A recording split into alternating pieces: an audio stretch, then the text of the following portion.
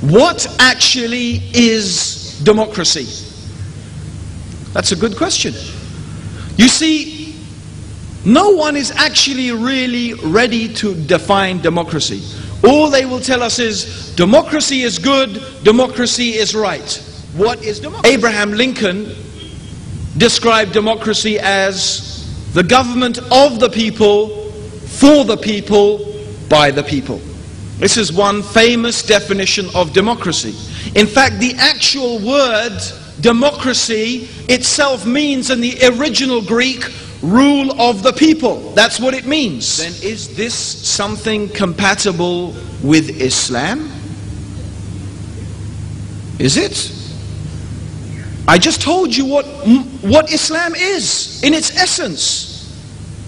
Islam is submission to Allah. Islam means obeying Allah's Sharia. Islam means obeying Allah's law.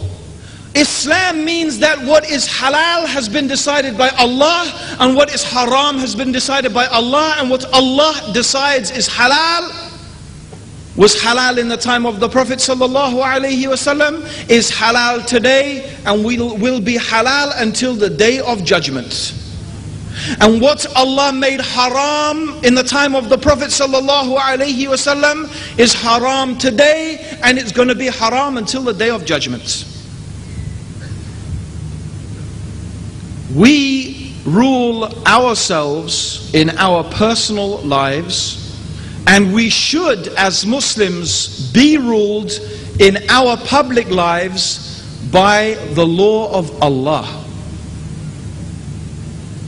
Therefore, one of the names of Allah is Ash-Shari, the lawmaker, and He is Al-Hakim, the wise, and Al-Hakim, the judge, so that when we judge, we should judge according to what Allah has revealed. How can the law and the sovereignty being with Allah be compatible with the law and the sovereignty being with the people?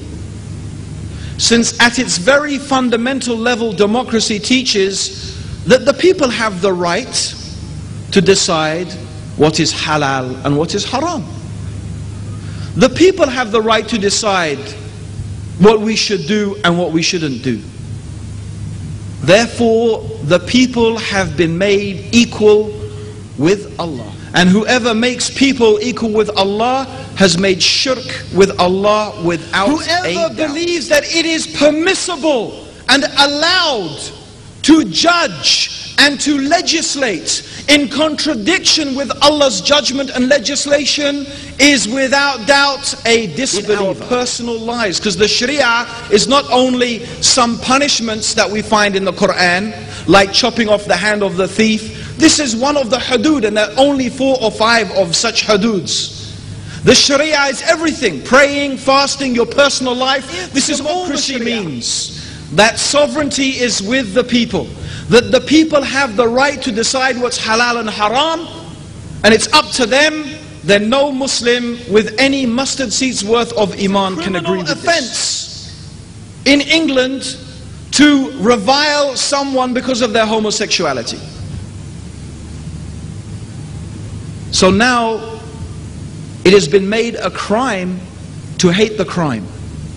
Can we accept this as Muslims? Can we say that Islam is compatible with this? Does any person in this room think that this type of ideology is compatible with what Allah has revealed? I hope not. If he's Muslim, and even if he's not Muslim, logic would say, no, I can see how your religion and this ideology are not compatible. So on the very basic philosophical level, we have to say, Islam is not compatible with democracy. Islam is democratic. For what reason?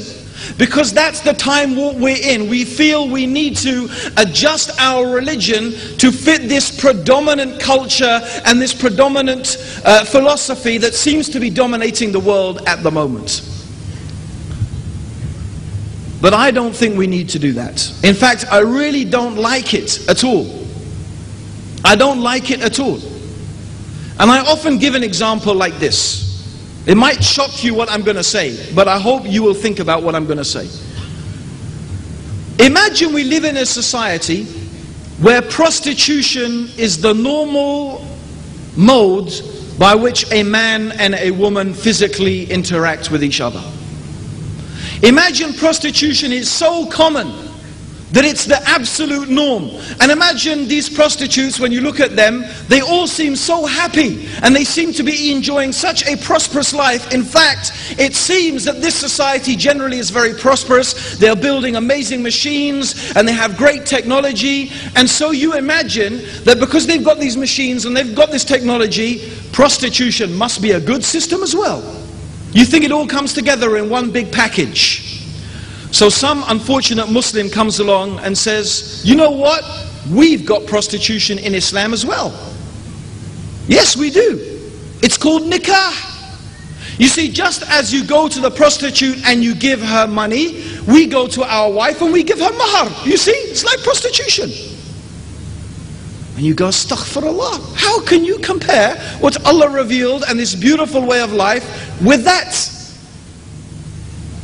Therefore, I find it very sad when Muslims start talking about Islam has democracy. Because to me it sounds like saying Islam has kufr.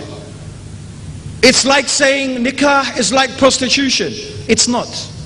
And democracy is not like Islam on its philosophical basis. And the only reason that we feel we have to say this is because of the dominance of Western culture intellectually, philosophically and politically. And it's another very stark warning for us. Why do we always feel that we have to accommodate and bend over backwards? And this is something we hear said a lot. Something we hear said a lot. Muslims have to move into the 21st century. Islam has to move and go with the flow. We have to adapt ourselves and change ourselves. As I read in an article recently, if Islam, as we claim, is a way of life for all places and all times, then Islam has to adjust itself for all places and all times. This is another straw man. This is another, remember straw man? I talked about the straw man the other day. You build up an argument only to knock it down yourself, but it's not what we claim. We claim that Allah expects us to worship Him and follow His religion to the best of our ability in every place and every time.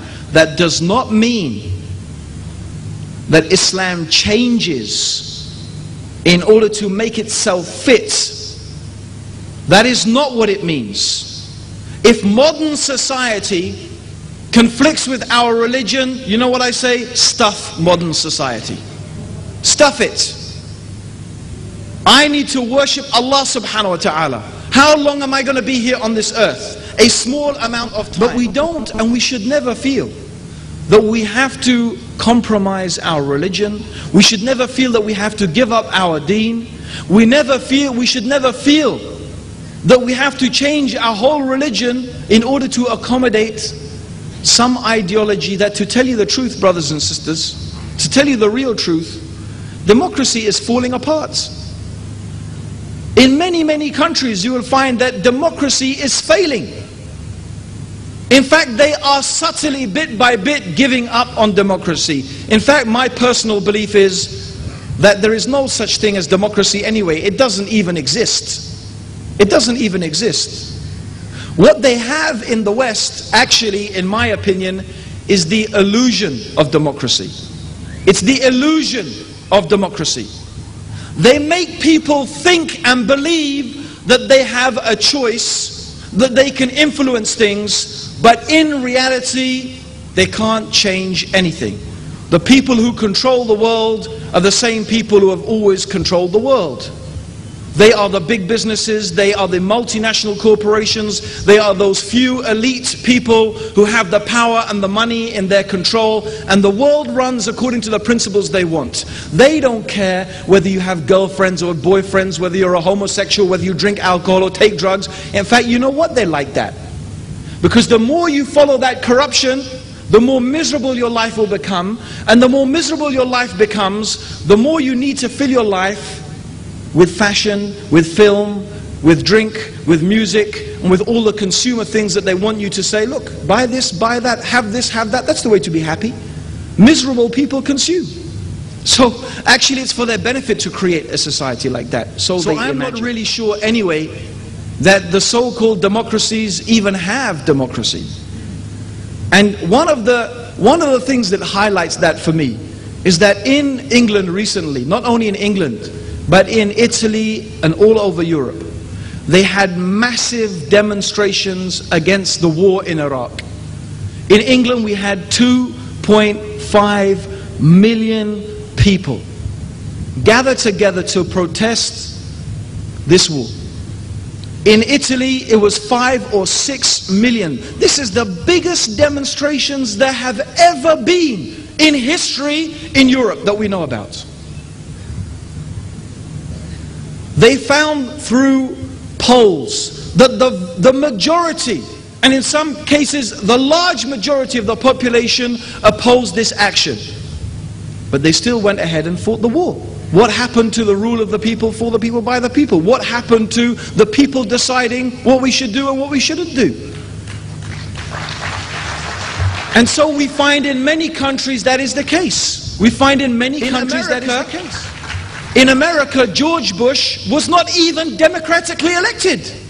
He was appointed by the Supreme Court.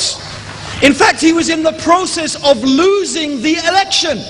He was in the process of losing it, and they stopped the count, as it's very famous, what happened in Florida. And in fact, they manipulated the vote so that George Bush should win. What sort of democracy is this? So this is what we really find. That, as the famous saying goes, democracy is hypocrisy. And the reality is, when we look at these many of these so-called democratic countries, what do we find? Exactly that, hypocrisy. And I look forward to the day when Muslims will stop apologizing, stop being so apologetic, realize that they have the most beautiful deen that doesn't need any changing, it doesn't need adjusting. All we need to do is recapture the true spirit of Islam as it was practiced by the Prophet ﷺ. And then once again, brothers and sisters, once again, we will be a shining light and a guide for humanity to follow. But this is going to happen. This is only going to happen when you change your life.